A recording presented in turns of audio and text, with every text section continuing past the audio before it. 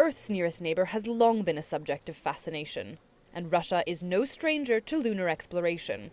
The Soviet Union was the first country to reach the moon. Its Luna 2 spacecraft crash-landed there in 1959. 10 years later, US astronauts were the first humans to arrive.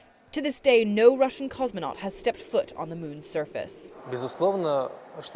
Certainly for the scientists, there was a real furore. It was a triumph of science. Of course, it was a bit of a shame they didn't do it themselves, the Soviet Union, Russia. But the contribution to science was enormous. And the American scientists were happy that the Soviet Union had produced research and discoveries for the first time in history. In recent years, projects like the International Space Station have taken priority, and lunar exploration has been somewhat eclipsed. But Russia's space agency Roscosmos has big plans for the moon. The next phase of its lunar program is due to begin in 3 years. Russia aims to put cosmonauts on the moon from 2030 and ultimately create a permanent base there.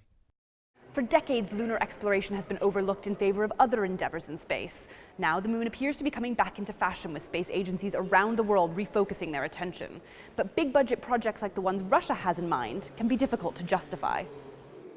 This phase of lunar launches has already been delayed, and although it requires significant funding, scientists insist the project is worthwhile.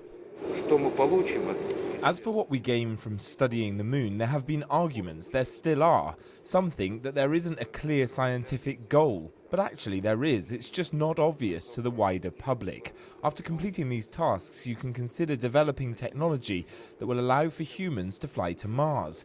That's what Elon Musk is talking about. It sounds like science fiction, but the moon program is needed so that it becomes a reality. Mars may be a more distant target, but Russia has never been short on ambition. And as the world ramps up its lunar expeditions, space explorers continue to set their sights even higher. Julia Chapman, CGTN, Moscow.